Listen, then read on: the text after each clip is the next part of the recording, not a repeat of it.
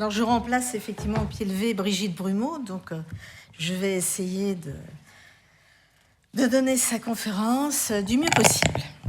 Alors, cette conférence porte sur des cas cliniques qui ont été faits par elle à son cabinet sur la chromatothérapie au sujet de 3 femmes qui avaient du mal à obtenir un bébé. Donc, évidemment,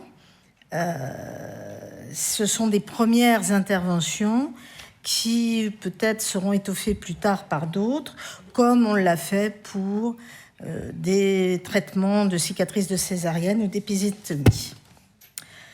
Le premier cas, c'est Catherine qui vient consulter à 43 ans et demi avec un désir d'enfant. Les antécédents médicaux sont une fragilité psychologique après 2 fausses couches spontanées. Les antécédents chirurgicaux sont 2 aspirations utérines pour fausses couches spontanées, dont la seconde fut compliquée par une hémorragie qui a entraîné une fatigue et de la dépression. Puis des cures de synéchie. Les synéchies sont des adhérences à l'intérieur de l'utérus sous hystéroscopie et hystéroscopie avec biopsie de l'endomètre. Catherine vient consulter à 43 ans et demi pour un désir d'enfant. Ses antécédents gynécologiques sont les premières règles ont eu lieu à 11 ans avec des cycles réguliers, une contraception orale dès l'âge de 18 ans pendant 10 ans, 2 fausses couches spontanées précoces, un œuf clair, 5 semaines d'aménorrhée à 38 ans, le deuxième, un arrêt de développement de l'œuf à 9 semaines d'aménorrhée à 41 ans.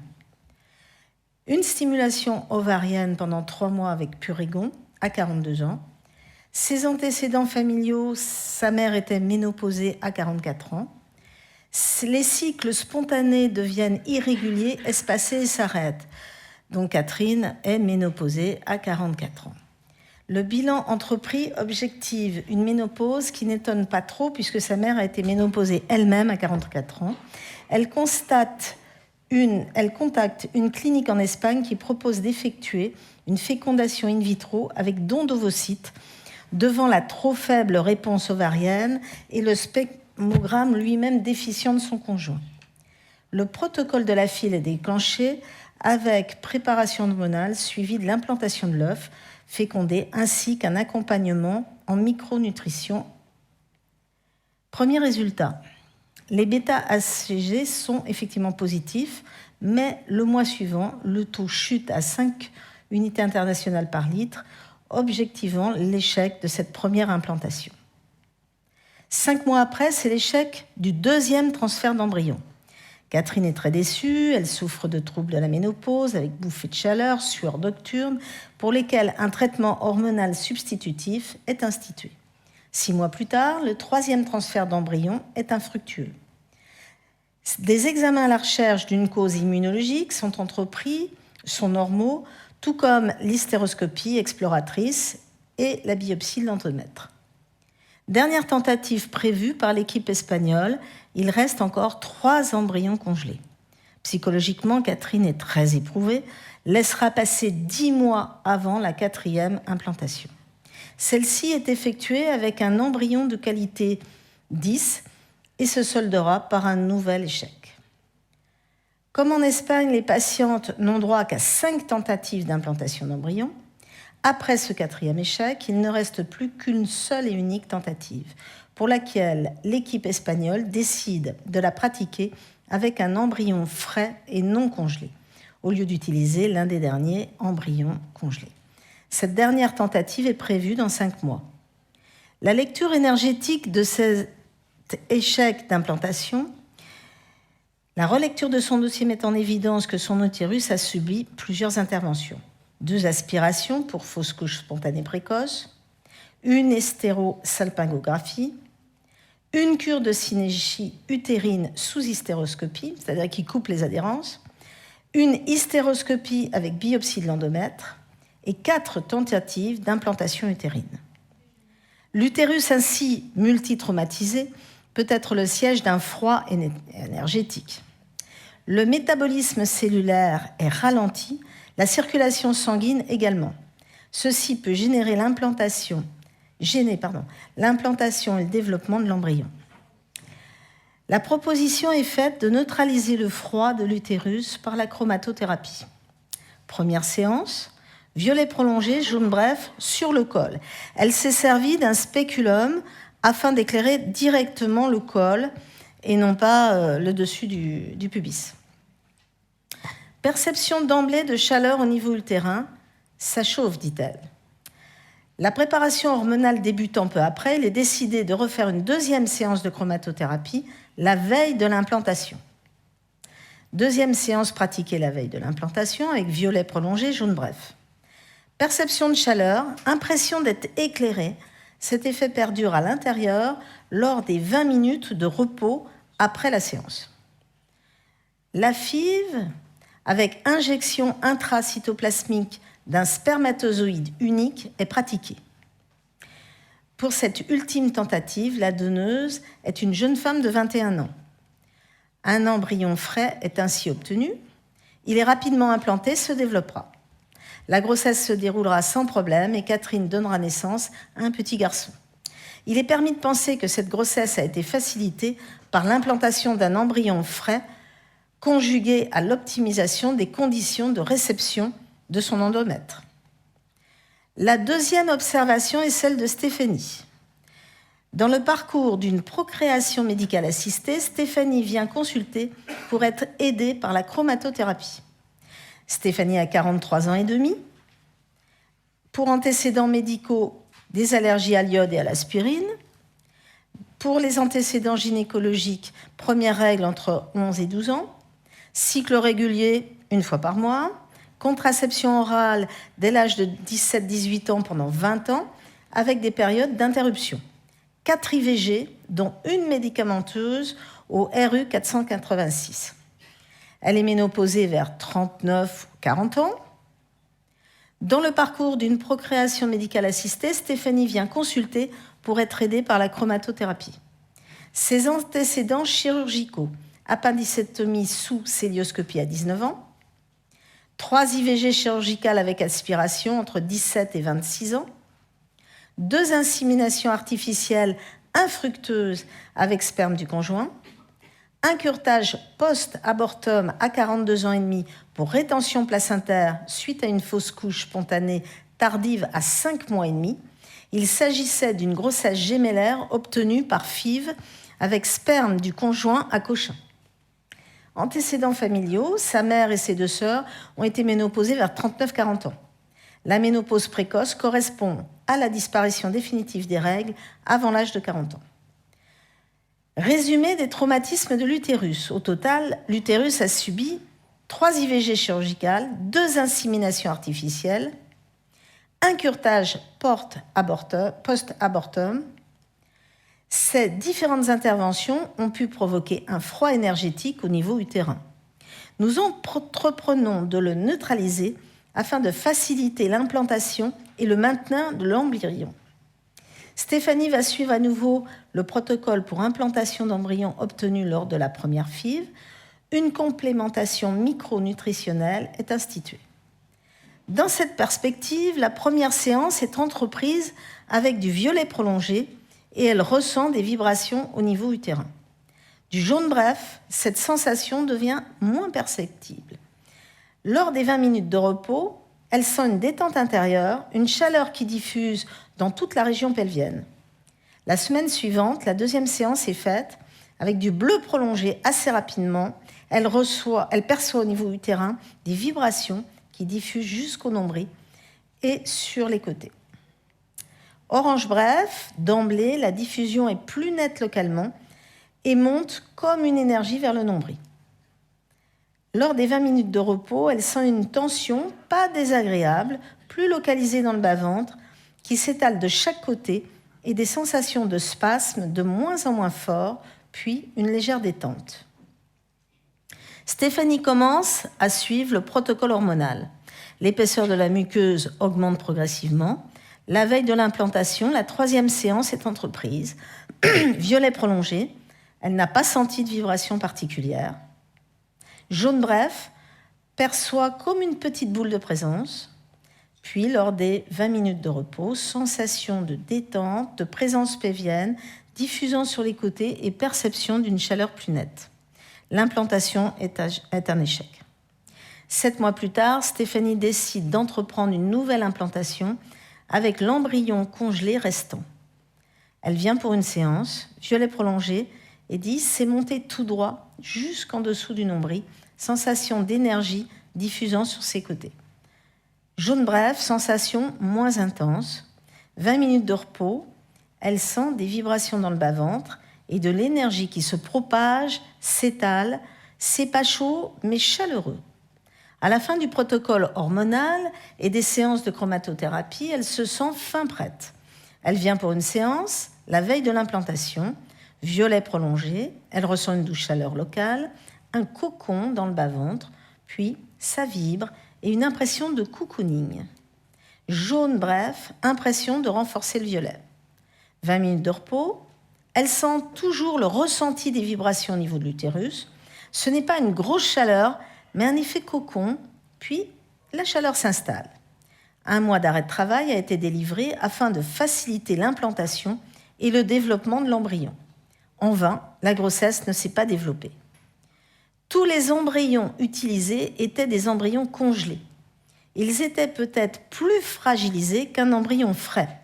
La congélation lente, pratiquée au stade 4 des cellules dans de l'azote liquide à moins 196 degrés Celsius, apportait des taux moyens de grossesse de 12 points inférieurs au transfert frais, 16% par congélation versus 28% après ponction ovarienne et transfert d'embryons frais. On a longtemps attribué cette différence à une fragilité de certains embryons vis-à-vis du processus de congélation-décongélation. On sait aujourd'hui que ces résultats étaient également liés à une technique de congélation non optimale. Cette technique de congélation lente a été remplacée par la technique de vitrification, autorisée en France depuis décembre 2010. La vitrification embryonnaire est une technique de congélation-décongélation ultra rapide.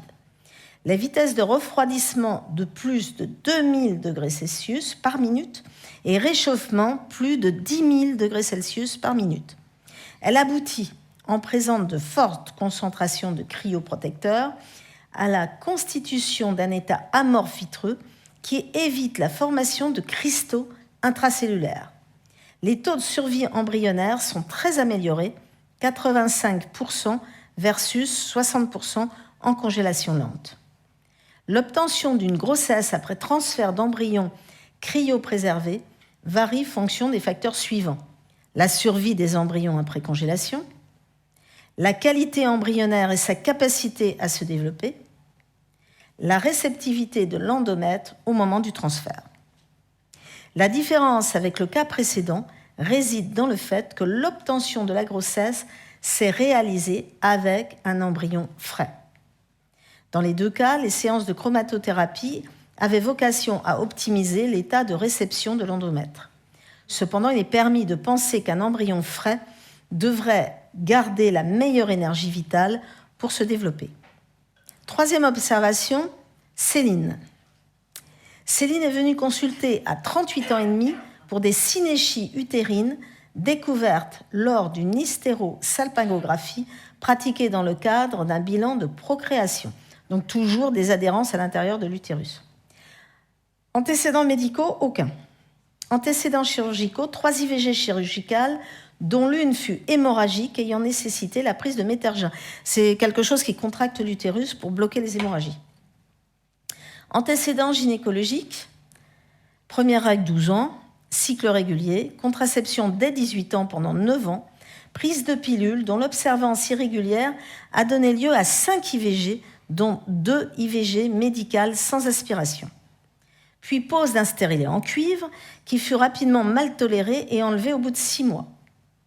Une fausse couche spontanée à 2 mois aux suites simples. Le couple ayant des difficultés de procréation, un bilan fut entrepris.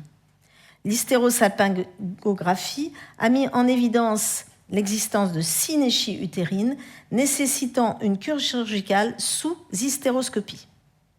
Afin d'optimiser les résultats, il est décidé d'encadrer l'acte chirurgical par la chromatothérapie. dans le but de préparer le terrain, de neutraliser le froid opératoire, sans oublier celui occasionné par les 3 IVG chirurgicales. Protocole suivi, première séance, pratiquée la veille de la chirurgie. Violet prolongé, procurant de la chaleur dans le bas-ventre, qui s'est intensifié avec le jaune bref et lors des 20 minutes de repos. L'intervention chirurgicale s'est déroulée sans problème. La deuxième séance a eu lieu 3 semaines après l'intervention. Violet prolongé, jaune bref, procurant les mêmes sensations. La séance suivante fut pratiquée 1 semaine plus tard, utilisant le bleu prolongé et l'orange bref, suivi d'une dernière séance de rouge prolongé et vert bref.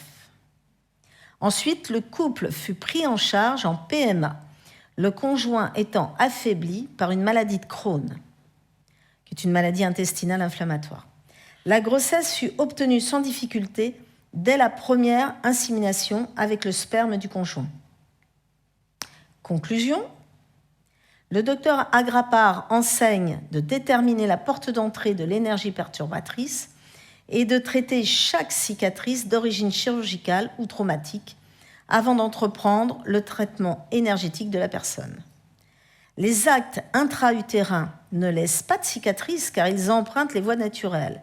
Mais cependant, l'aspiration d'une grossesse, l'hystéroscopie au cours de laquelle on introduit un matériel très sophistiqué pour dilater, visualiser la cavité, faire l'ablation d'une hyperplasie de l'endomètre, d'un polype, d'un fibrome sous-muqueux ou de pratiquer une cure de synéchie.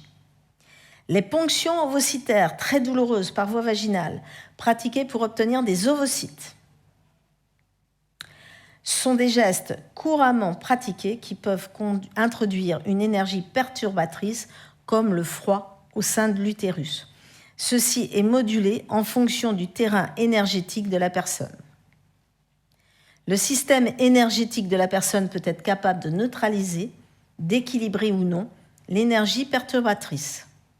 Dans les 3 cas, les patientes avaient subi plusieurs gestes endo-utérins susceptibles d'apporter du froid dans l'utérus. Toutes, lors des séances de chromato, ont ressenti de la chaleur au niveau utérin ou pelvien. C'est le but du traitement. Néanmoins, il y a une différence entre les 2 premiers cas. Catherine a reçu un embryon frais non congelé lors de sa dernière tentative d'implantation. Stéphanie a reçu à chaque tentative des embryons congelés, comme il est couramment pratiqué, souvent avec succès. Concernant Céline, la chromatothérapie a optimisé la qualité de l'endomètre après la cure chirurgicale de la synéchie, facilitant l'implantation de l'œuf fécondé. Fin.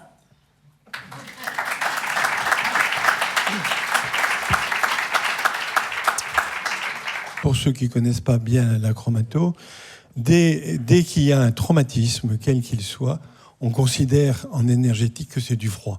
C'est-à-dire que ça provoque un arrêt de l'énergie. Et ce qui est intéressant aussi dans cette conférence, c'est que vous voyez, il y a une fusion étroite entre tout ce qui est manifestation énergétique et manifestation somatique. Plus ça va aller, plus on va rapprocher les éléments. Voilà, c'est tout. Qu'est-ce qui a motivé le choix des couleurs des séances suivantes ? Elle n'est pas là, notre gynéco. Le bilan énergétique ?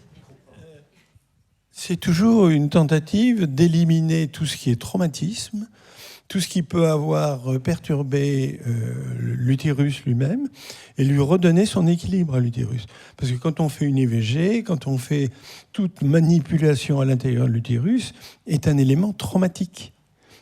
Hein ? Et donc c'est ça qu'on essaye de rendre le terrain sain pour pouvoir après fixer l'utérus, fixer les... Oui, on a vu que dans le premier cas, elle a éclairé directement le col de l'utérus par la voie intravaginale. Ah, c'était toujours, oui, parce que ce n'était pas précisé. Alors, Christian, quel est l'intérêt comparatif de faire pour les gens normaux une chromatothérapie sur la zone suspubienne comparée avec une chromatothérapie au niveau du col de l'utérus? Voilà ma question. Simplement, c'est plus près. Donc il n'y a pas d'intermédiaire. Et en fait, on n'a pas fait la comparaison. Hein, on sait qu'on peut avoir des effets très profonds, même si on est relativement loin. Ben, on peut éclairer la partie avant du corps et avoir un effet sur les intestins. Mais certains ont essayé d'agir directement pour essayer d'avoir un effet peut-être plus puissant. Mais on n'en est pas sûr. Hein, on n'en est pas sûr. La chromato est quelque chose de relativement récent et il y a encore beaucoup d'expérimentations à faire. D'autres questions? Ça concerne de la gynéco aussi, donc je me disais que c'était peut-être intéressant. C'est Votre profession? moi, je suis médecin, plutôt pédiatre, mais bon. Et j'ai vu une jeune femme de 40 ans qui a accouché il y a 2 mois. Un accouchement très traumatique avec les forceps. Voilà. Et au bout de 2 mois, elle va voir sa gynéco en lui disant que... Parlez peut-être plus près du micro pour qu'on vous entende mieux. Elle a des urgences urinaires, une pollacurie, c'est-à-dire qu'elle y va tout le temps, elle fait 3 gouttes, ça la gêne. Et en fait, ça dure depuis l'accouchement. Mais elle en parle à 2 mois. Donc la gynéco lui prescrit un ECBU, c'est-à-dire un examen pour rechercher une infection.